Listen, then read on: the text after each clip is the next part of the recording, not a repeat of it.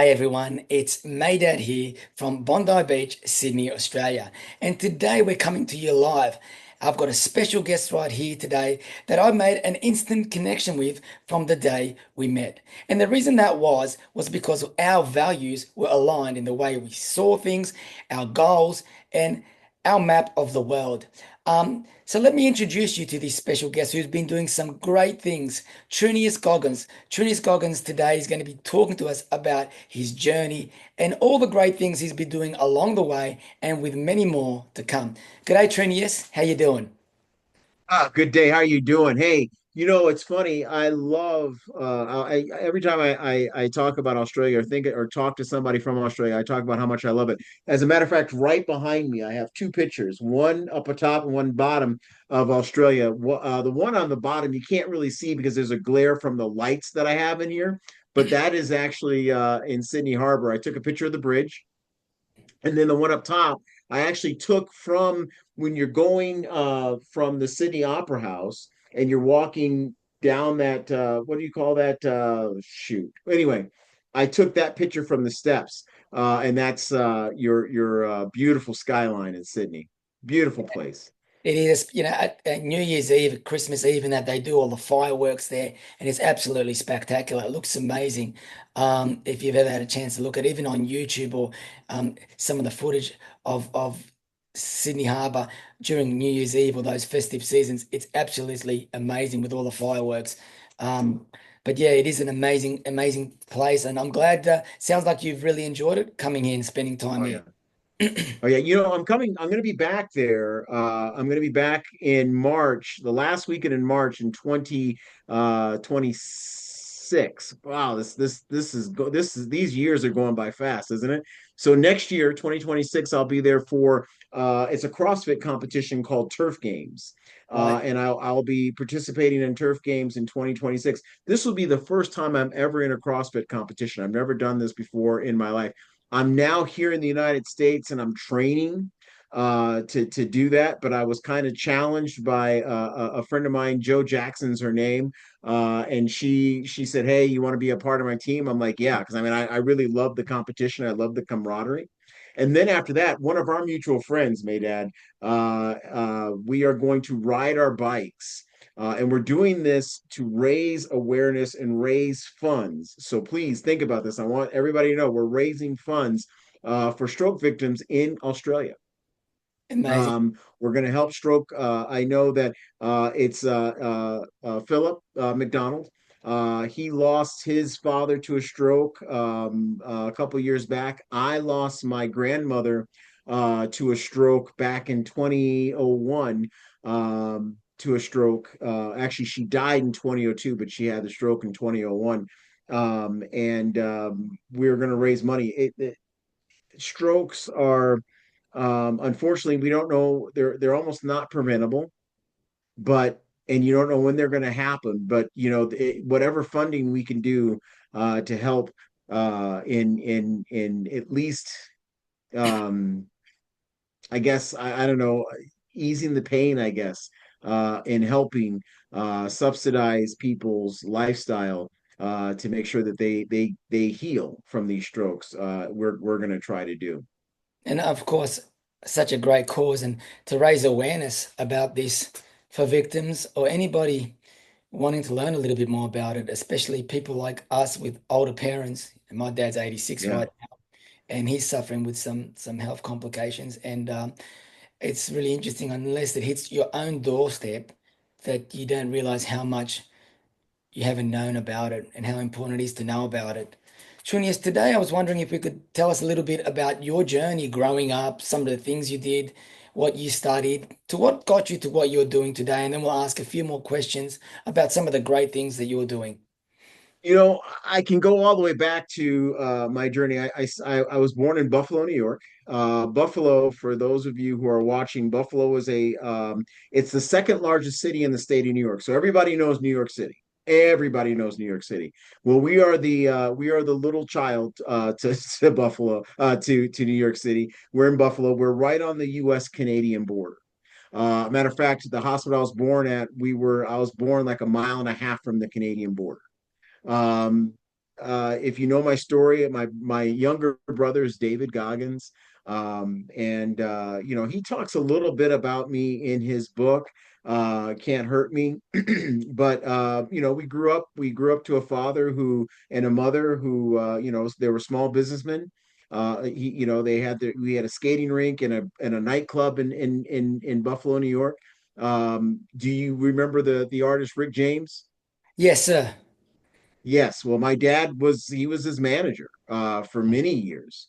He had And some famous so songs. He had some yeah, famous he had songs. great music. Yeah. Yes, and he was phenomenal. So we lived a very unique life. It was one that, at least in the Buffalo, New York area, it was very public.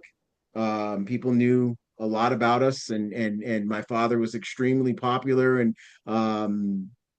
influential in Buffalo, still is. He's been dead now for 10 years. And there's still like a lot of influence that my father has in the Western New York area. My brother and I both left Buffalo. I left much later than he did. My brother left when he was 8 years old to live with his mom. And I left when I was 22, almost 23 years old when I left Buffalo, New York. And then we did our thing. My brother joined the Navy. I joined the Navy, the United States Navy. We went and had families. I went while I was in the Navy. I utilized what we call here in the United States the Montgomery GI Bill. And the Montgomery GI Bill, they pay for your college. And so I went and they paid for my college. They paid for most of it. I went and got my doctorate degree and got into education. Um, then I was doing very well in education and enjoying my time in education. Back in 2025, or sorry, 2025, 2015, it'll be 10 years ago next month. My daughter was murdered on the streets of Indianapolis, Indiana. And it kind of took me into a very dark place. I was in a tailspin. So she had a child. Her child lives with me now. Now I live in North Carolina. I left Indiana, um, and I'm living a great life here. And I still continue to educate students. They're college students, and some of them are our age, my dad. And I write books, and so the books that I write are books that are always there. All of my books are here to help, but my books are not only here to help you by reading, I'm also literally putting my money where my mouth is. All of my books are tied to non-for-profits throughout the world. And I really do want to help people. I have the Four Ps franchise, which is just solely me. And then I have a Stories of franchise that I collaborate with other authors, and there are anthologies that I write. Amazing. That is such a beautiful testament to your legacy and what you stand for and what you're all about, Trinius. Trinius, can you tell us a little bit about some of the times growing up as a young child with your brother? I know your brother's very popular and everybody knows David for what he's done and that. Can you remember, obviously, what made you want to go and become a Navy SEAL? Well, I wasn't a Navy SEAL. I was just Navy. Right, He was a SEAL. right. And so what made me become Navy was a couple things. Number one, I needed to get my life straight. I was a partier. I was out drinking, hanging out with the girls, all that other good stuff. And every time I got paid, I would go broke. I'd get my paycheck from work and I would spend all of it on wine, women, and song. And eventually that started to run out, and I needed to get a better life. And the Navy was that better life, and it really did. It really did change my life for the better. It is amazing how we change once we have to change it. We're forced to change our trajectory. What happens and what comes out and the good that comes out of it is incredible. Um, Yeah. Can you tell us a little bit about what you've got planned for the future, what you're doing now, some of the other things that you're doing now, maybe other programs and I know you'll be doing a lot of things. You run your own podcast and your own shows. Can you tell us a little bit about that? My thing is now I'm 54 years old and I'm at that time of life where it's almost like legacy time, you know. I'm on and I don't play golf, all right, but I do use this analogy a lot. I'm on the back nine of my life, you know. So what do I want to do? I want to enjoy myself, but I also want to leave something behind. I want to leave behind that legacy. I want to leave behind the knowledge that I have. There are some things that happen in my life where I do not want other people, excuse me, to to go through. So even in my books, I'm telling people, hey, excuse me, sorry, these are some things that you don't want to do. You know, make this, even like my book, The Four Ps. And my four Ps, the four Ps stand for purpose, planning, passion, and persistence. What I'm telling people in that book, use those four P's as the basis for your decision making in the future. And I'm leaving this behind so other people can do it. In my book, Stories of, all of them, I have stories of children lost, where I talk about my daughter. I have stories of family loss, where I talk about the loss of my father, and we'll talk about that in a second because I know what my brother wrote about it. And then I also have stories of veterans in transition. And these are stories not just about me. These are books that I leave behind where there are a whole bunch of people that you can draw off of. I think the best thing that people can do is draw off of the knowledge of others. And when they get the knowledge of others and that they listen to the knowledge of others, they can make solid decisions in their own life and in their own path. So I want them to have access to that knowledge, and that's what I want to leave behind. Um, and that's what my life is now. My life is now, I'm sitting here like right now, I want to write until I can't write anymore. I want to speak until I can't speak anymore. I want to do new things. Like, for example, I just told you I'm going to come back to Sydney, and I will tell you right now, if the time is right, and if, I mean, seriously, as much as I love my United States of America, and I mean this, if given the opportunity, even to live there for 3 or 4 months at a time, you know what? I would say the Sydney area would be my home. I love it there. I've never felt so much at home It's such a beautiful, outside of my country.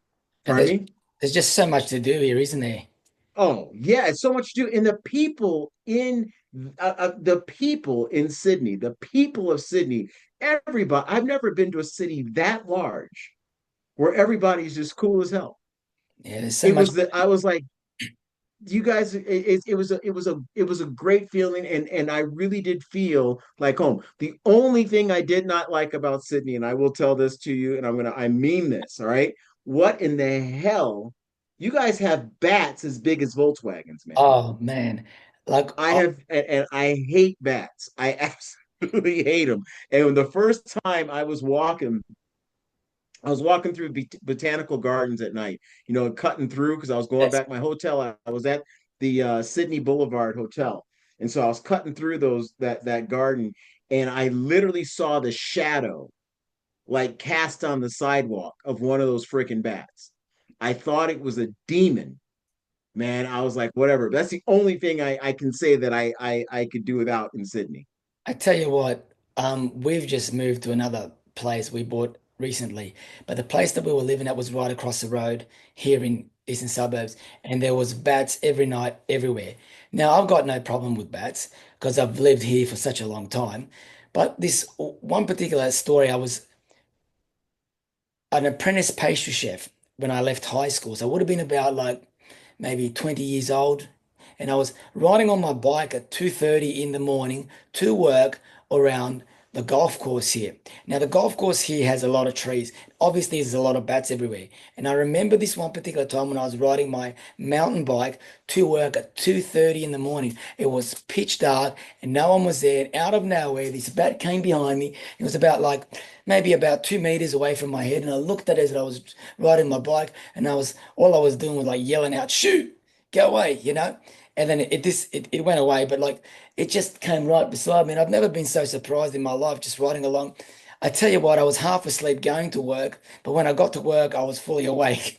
I can only imagine. Those things are, and they always say they don't hurt you, but I don't know. You know what I mean? You guys call them flying foxes. Is that correct? Flying foxes, bats. Look, they don't really hurt you, but you don't know what they carry. You could carry rabies, they could carry diseases. Oh Only yeah, need is be bitten by one, and if they carry any bad, infections and stuff like that, you're stuck with it. So, you no, are. I wouldn't want to be bitten by nothing like that. You know. No, mm-mm. Tell us a little bit No, but about your dad, Trinius. You was my dad was a. I'm going to say that that's a complicated that's a complicated question, and I'm going to give you a really complicated answer. Um, Number one, my father, if you think about that time period, my father didn't have to do what he did. Okay, and what I mean by that is he did not have to raise my brother and I. He could have left us alone, and he didn't. My father also did not know. Um, I think he loved, all right, but he didn't know how to love. Does that make sense? yes, yes. He loved. I mean, there's no doubt about it. I will put my life on it that he loved me, and I put my life on it that he loved my brother. But I don't think he knew how to do it. He came from, if you look at it, my grandfather, his father was born in 1902. So 1902, which was only 37 years after the end of slavery in So, the United States. so you're talking about 37 years. you were talking about a segregated time, not an Yes. integrated generation, a segregated generation. Just like when we talked about my teacher Jimmy Williams back in Florida and the Yeah. history in America. And so the way, at least in the black community in the United States, the way to keep people in line, or the way we were trained to keep people in line, is through violence. You can watch any of the old shows, any of the old slave shows. You can even watch all the old segregated shows. The way you kept people in line is through violence, either it was through whipping or through something. So that's what kept people in line. And my grandfather, that's what he learned, and then it carried over to my father. So my brother and I, we witnessed some violent stuff. We don't do that with our kids, but and my father didn't do it as much as his father did it to him, but it was still done. Okay. And so there were some things about my dad that, I'm not giving him a pass because it's still wrong. You can learn not to do that. I mean, I knew not to do that with my kids, you know what I mean? But that's the way he was. Now, the other side about my father, the things that I admire about my father, we don't know if my father graduated high school or not. We don't know. But we also know that my father was a very wealthy man. We lived in a very, very, very one of the most exclusive neighborhoods in all of Western New York. My father owned a Rolls Royce. We had a Mercedes Benz. We had Corvettes. My very first car was a Nissan 200 SX, which I'm now stating my age. Those cars were the greatest sports car, I remember of that. the 80s. But now, I mean, we had Firebirds, we had everything. Um, we had that type of lifestyle. However, the cost of that type of lifestyle. um, was pretty high. And the sacrifices. And the thing is one thing that I did learn from that situation and learned from my father, because my brother, when my brother knew it was time to cut ties with my dad, he cut ties, and literally I think he saw him like maybe 5 or 6 times after he was 8 years old. When I never cut ties with my dad ever. That was my father. And as much as he would piss me off, he was still my father. There's nothing I can do about it. That's what God gave me. God gave me that guy. And so when he was dying, I got the extreme privilege to listen to a man who had regret and would have loved to have fixed things. So one of the things you asked me a little while ago, what is the rest of my life like? Or what do I want it to be? What is my future? My future is to leave behind a legacy, like I said before, through books and through other, philanthropical things of like giving back and things like that.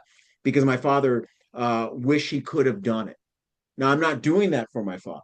I'm just doing it because I don't want to end up, I don't want to we all have regrets when we die.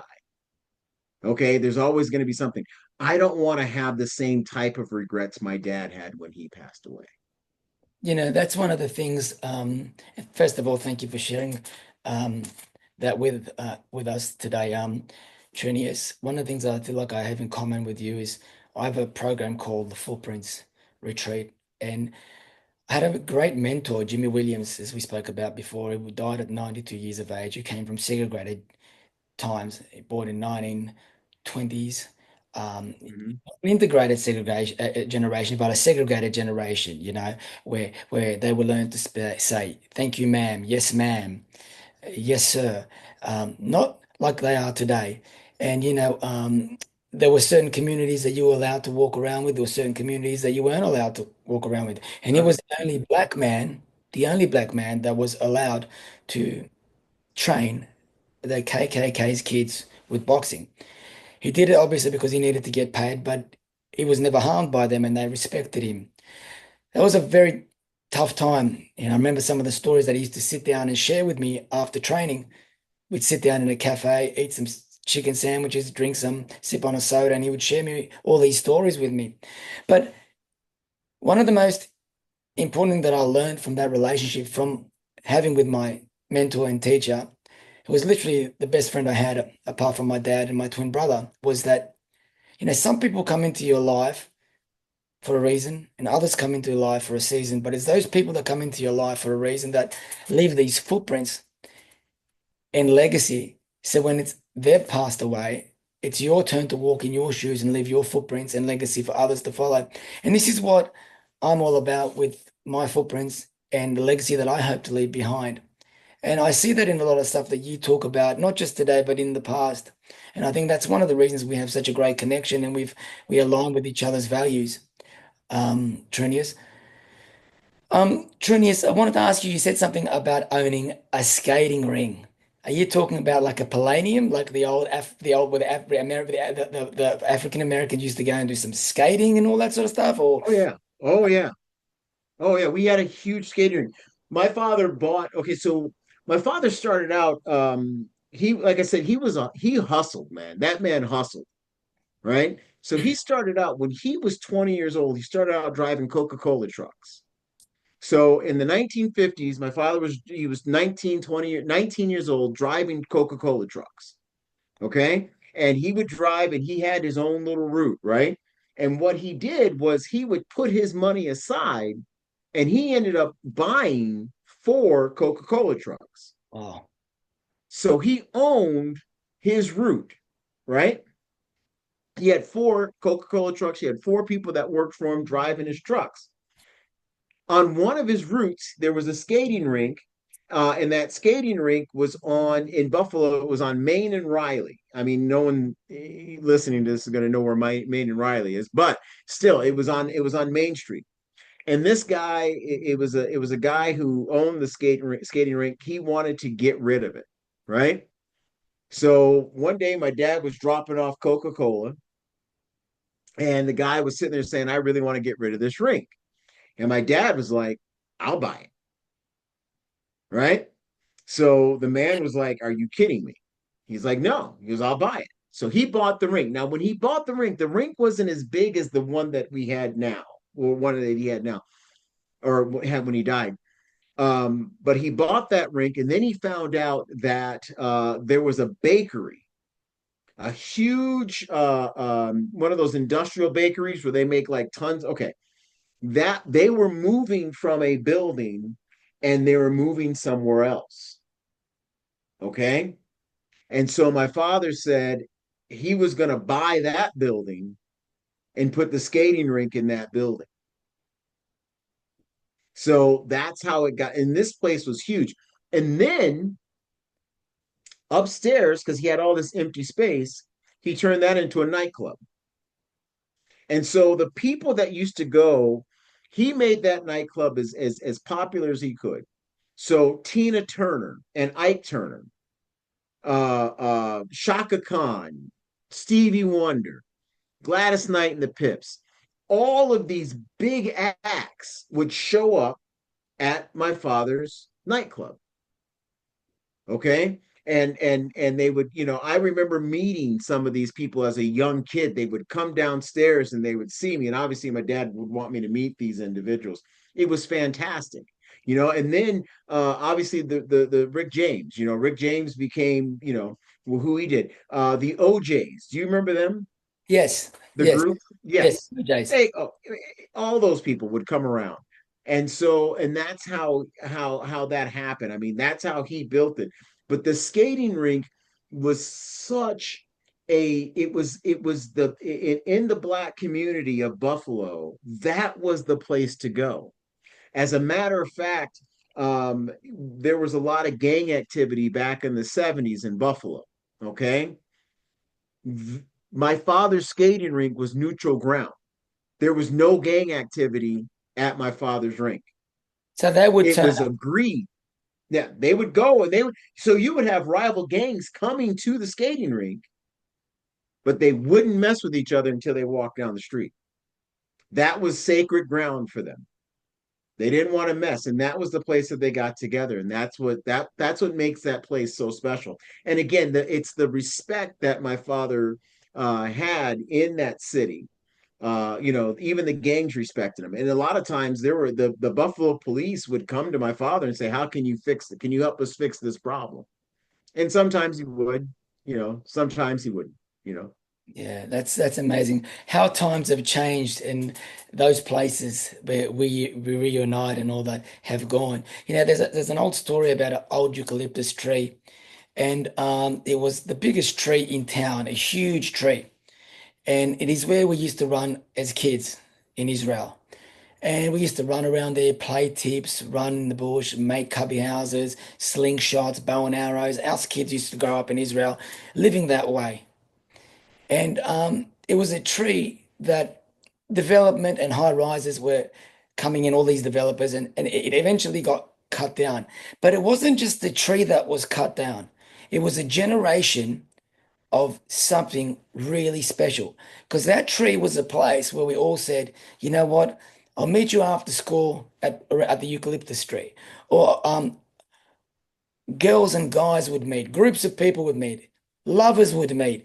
And this is where relationships were developed, marriages were developed, kids were born Right. through those relationships, and generations and generations.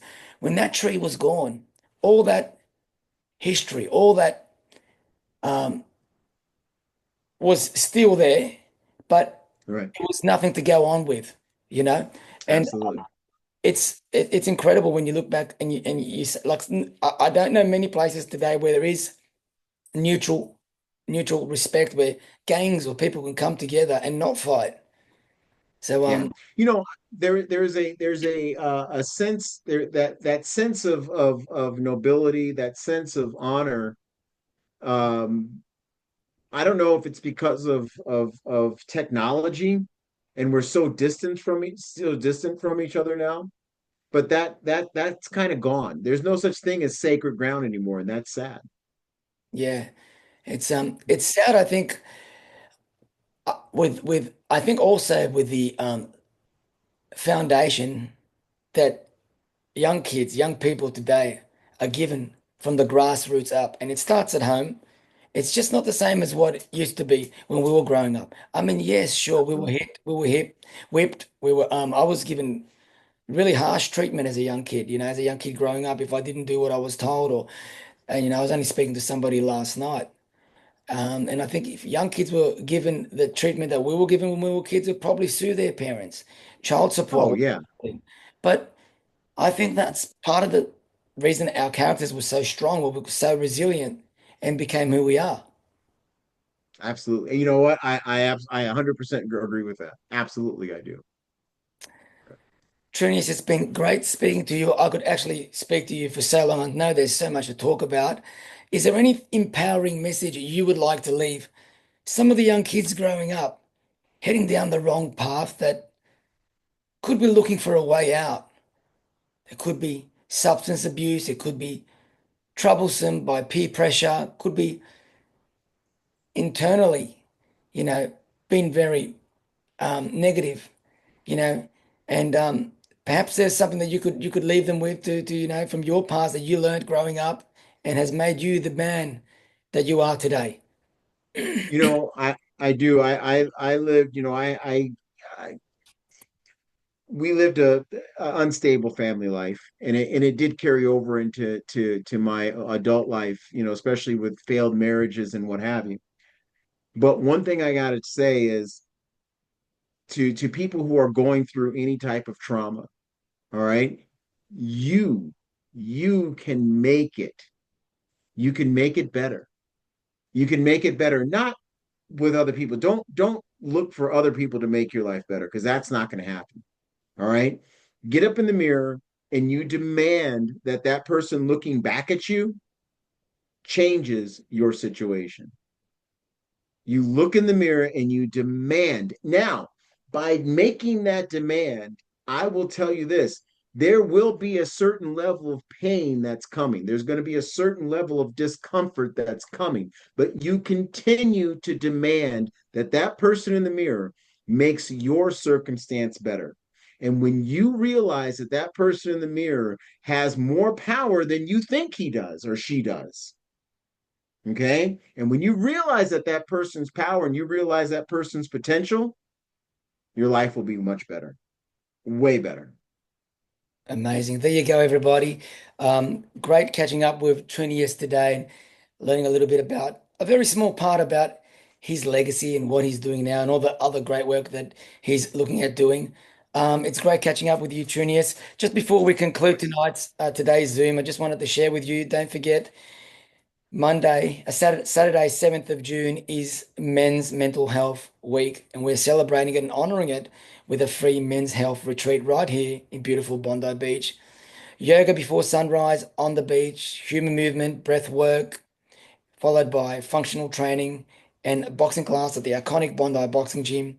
And then we're going to be fed healthy meals from Timpin Bakery and the Up South Cafe chefs. We'll be then doing some neural transformation therapy sessions, some vision sessions, and empowering goal setting sessions. This will conclude when we will take a walk up as a group to the Health and Wellness Studio, Nimbus on Bondi Road, to take a plunge and an ice bath and conclude the half day with a Saya Bowls and by checking in. It's going to be an amazing half day retreat and it's all free. If you want to learn more, shoot us a message at ynvhealthandwellness@hotmail.com or simply give us a call on 0402 622 2262. From True News and I, have an amazing day, and I look forward to seeing you guys next Monday night when I have a live Zoom with former NRL player Craig Fields, and he's going to be talking about the topic of positive role modeling and men's mental health. Take care and have an amazing day. Cheers.